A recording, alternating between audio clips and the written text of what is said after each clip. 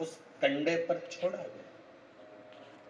कंडे में से जो धुआं निकला, जो धूप निकली, जो तरंग निकली, जो सुगंध निकली, वशिष्ठ बाबा ने असमंज से कहा, सुनो, ये तरंग, ये धुआं, ये गंध इस कंडे की, गाय के गोबर के कंडे की उस घी की तरंग जहां जा रही है वहां तुम जाओ, इस तरंग, इस सुगंध के पीछे पीछे जाना, तुम्हें तुम्हारे भाई प्राप्त हो जाएंगे। असमंज उस तरंग सुगंध के पीछे पीछे पीछे पीछे पीछे पीछे खुशबू लेते हुए सुगंध धुएं के पीछे पीछे जाने लगा।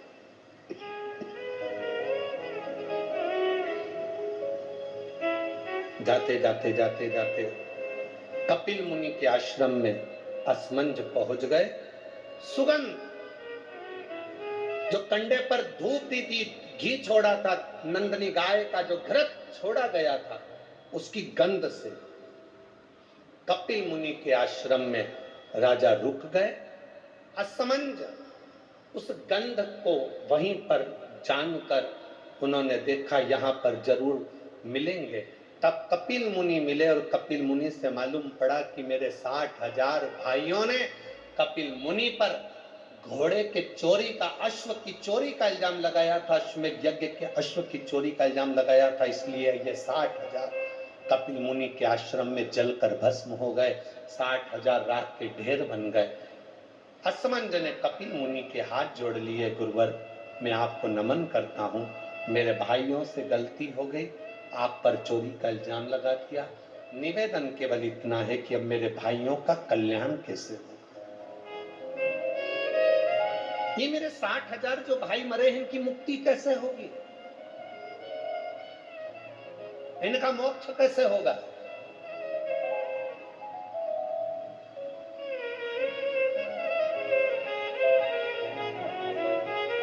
कपिल मुनि ने कहा, ब्रह्मलोक से गंगा पृथ्वी पर लेकर आना। गंगा का जल जब कपिल मुनि कहते हैं मेरे आश्रम में आएगा, तो ये 60,000 राख के ढेरों का कल्याण गंगा का जल कर जाएगा। ये गंगा का जल 60,000 राख के ढेर का उद्धार कर जाएगा। गंगा का जल लाना चाहिए।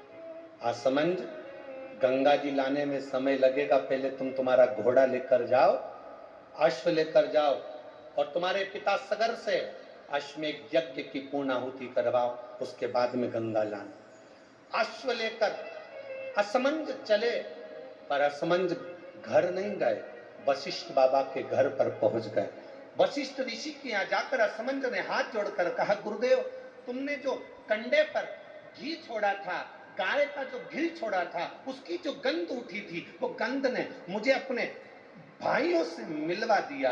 आपसे एक निवेदन है गुरुदेव। गुरुजी बोले, वशिष्ठ बाबा बोले, बोलो असमंज क्या चाहते हो। असमंज ने कहा, गुरुवर एक आशीर्वाद संसार के लोगों के लिए दे दीजिए कि गाय के गोबर के कंडे पर, गाय के गोबर के छेना पर, अलोनी पर,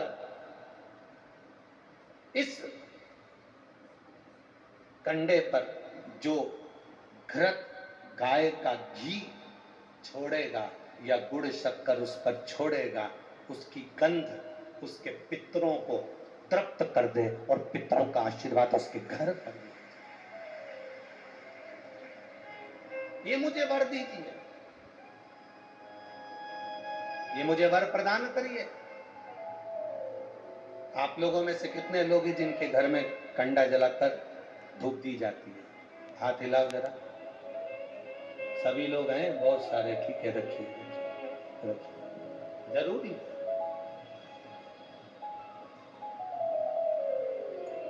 श्राद्ध पक्ष में ये दुनिया के लोग भले हंसे हमारे सनातन धर्म पर,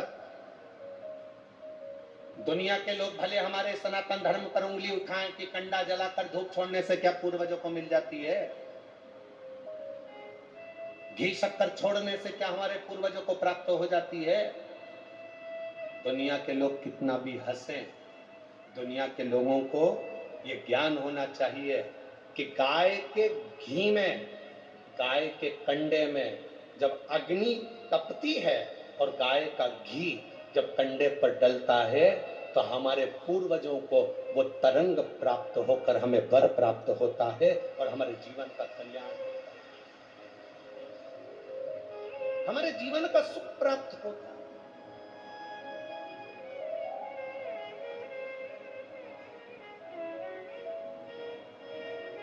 हमारे जीवन का एक आनंद प्राप्त होता है। गोपितर शिव महापुराण की कथा कहती है, फल मिलता है।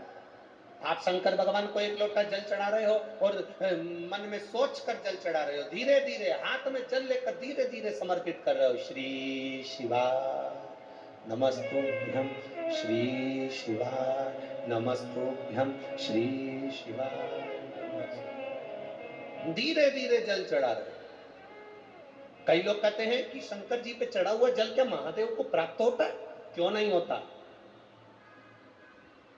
क्यों नहीं होता? आप दिल से, ये एक पत्र आया देखिए,